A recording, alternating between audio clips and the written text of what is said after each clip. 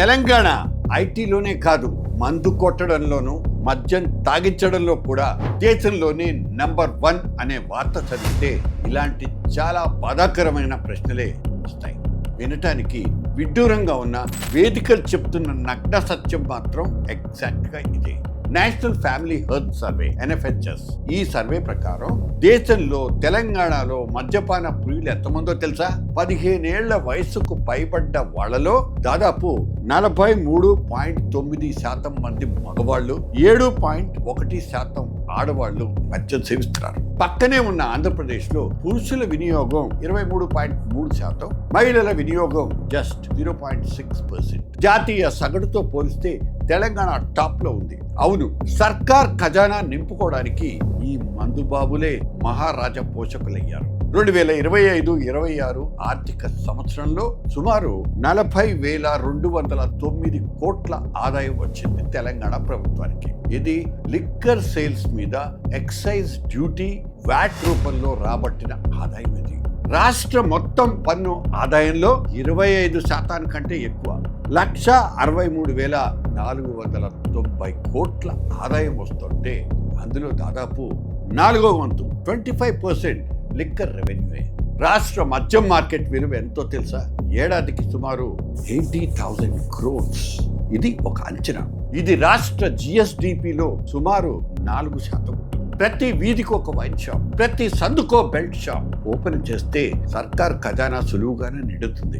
కానీ ఈ తాగుడుకు బానిసైన లక్షలాది పేద కుటుంబాల బాగోగుల సంగతి ఏంటన్నదే దేశంలో ఉన్న ఏ రాష్ట్రం లెక్కలు తీసుకోండి. ఒక సగటు పేద కుటుంబం నెలకు సుమారుగా 15,000 సంపాదిస్తుంది. పని దొరకని రోజులు, వాతావరణ పరిస్థితులు, అనారోగ్య కారణాలు, జబ్బులు, ఏ ఒక్కసారి ఈ ఆదాయం 5-6 వేలకు పడిపోతుంది.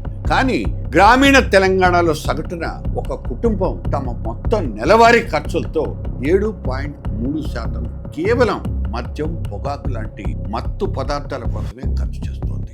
జాతీయ సగటుతో పోలిస్తే ఇది దాదాపు రెట్టింపు. మద్యం అలవాటు తీవ్రంగా ఉన్న దినసరి కూలీలు, డైలీ లేబర్ కుటుంబాల్లో ఈ ఖర్చు మొత్తం ఆదాయంలో 30% పడుతుంది. అంటే నెలకు 10,000 సంపాదిస్తే అందులో సుమారు 3,000 రూపాయలు కేవలం మందుకే పోతుంది. అత్యంత ఆందోళనకరమైన విషయం ఏంటంటే గ్రామీణ పేద కుటుంబాల్లో పిల్లల చదువుల కోసం పెడుతున్న ఖర్చు కంటే మద్యం మీద పెడుతున్న ఖర్చే ఎక్కువ. సంపాదనలో పెద్ద భాగం మందుకే పోతుండడంతో నిత్యావసరాలకు, ఇంటి అద్దెకు, వైద్యానికి, ఆఖరికి మెడికల్ థింగ్స్ అప్పులు చేయాల్సి వస్తుంది. దీంతో ఆ కుటుంబాలు శాశ్వత అప్పుల ఊబిలో కూరుకుపోతున్నాయి. పైగా ఇటువంటి పిల్లలు, ముసలి వాళ్లలో పోషకాహార లోపం ఉందని నివేదికలే చెబుతున్నాయి. ఆహారం మీద పెట్టాల్సిన డబ్బు మత్తు పదార్థాలకు మళ్లడం మూలంగానే ఆయా కుటుంబాల్లోని పిల్లలు, మహిళలు తీవ్రమైన పోషకాహార లోపానికి గురైపోతున్నారు. ఇంతటి నష్టం ఉందని తెలిసినా మద్యం అమ్మకాలు మాత్రం తగ్గటం లేదు. ప్రభుత్వమే ఎక్సైజ్ ఉద్యోగులకు టార్గెట్లు పెట్టి మరీ సేల్స్ పెంచుతోంది. ఇక మన ప్రజాప్రతినిధులు, నాయకులు సొంత దుకాణాలు తెరుచుకుని, వైన్ షాప్స్ తెచ్చుకుని కోట్లకు కోట్లు లాభాలు గడిస్తున్నారు. సినిమాల్లో హీరో పాత్రలు మందు కొట్టేస్తాయి. వెబ్ సిరీస్లో లేడీ క్యారెక్టర్స్ పబ్బుల్లో ఎంజాయ్ చేస్తుంటాయి. అదంతా గ్లామర్. ఆ ప్రభావం పేద మధ్యతరగతి మీద పడుతుంది. తెలిసి తెలియని వయసులో టీనేజర్స్ ని తప్పుదో నడిపిస్తుంది. ఇక ఎన్నికలప్పుడు ఏరులై పారే మద్యం గురించి ప్రత్యేకంగా చెప్పుకోవాల్సిన అవసరం లేదు.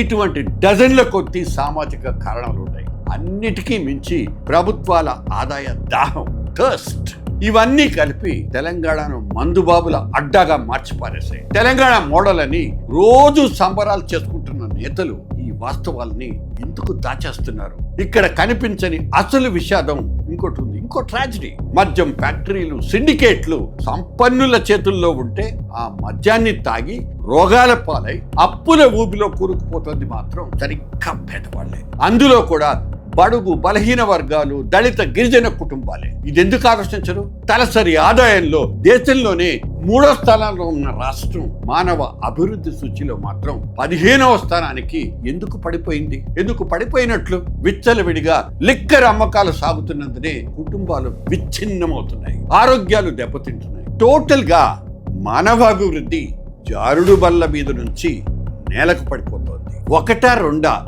మద్యం తెచ్చి పెడుతున్న అనర్థాలు చాలా ఉన్నాయి. కుటుంబాల పొదుపు ఆవిరైపోతోంది. పిల్లల చదువులు అటకెక్కుతున్నాయి. గృహ హింస కేసులు పెరిగిపోతున్నాయి. రోడ్డు ప్రమాదాలు ఎక్కువయ్యాయి. క్యాన్సర్ లాంటి రోగాలు ముంచుకొస్తున్నాయి. ఆ ఖచ్చితమైన లెక్కలు బయట పెట్టడానికి ప్రభుత్వానికి ధైర్యం సరిపోవటం లేదు. ఒక పక్క మద్యం అమ్మకాలతో వచ్చే వేలాది కోట్లతో సంక్షేమ పథకాలు నడుపుతున్నామంటూ పాలకులు సమర్థించుకుంటారు. కానీ ఇంకో పక్క అదే మద్యం వలన తాళిబొట్లు తెగి కుటుంబాలు ఛిద్రమైపోతున్నాయి అనే సామాన్యుల రోదన. రెండు వాదనలు బలంగానే ఉన్నాయి. కానీ అసలు ప్రజల జేబులకు చిల్లులు పెట్టి వాళ్ళ జీవితాల్ని పణంగా పెట్టి రాష్ట్రాన్ని నడపటం నిజమైన విజయమేనా? ప్రభుత్వాలకు ఆదాయం ముఖ్యమా లేక ప్రజల ఆరోగ్యమా? ప్రభుత్వాలు మారిపోయినా నాయకుల ఈ లిక్కర్ లాజిక్ మాత్రం ఎప్పటికీ మారదా? ఇది తెలంగాణ ప్రజలు కళ్ళు తెరిచి ఆలోచించాల్సినటువంటి సమయం. ఓట్లు వేయించుకోవడానికి వాళ్లకు మందు తాగించడం మానేసి బతకటం నేర్పించండి మై డియర్ leaders.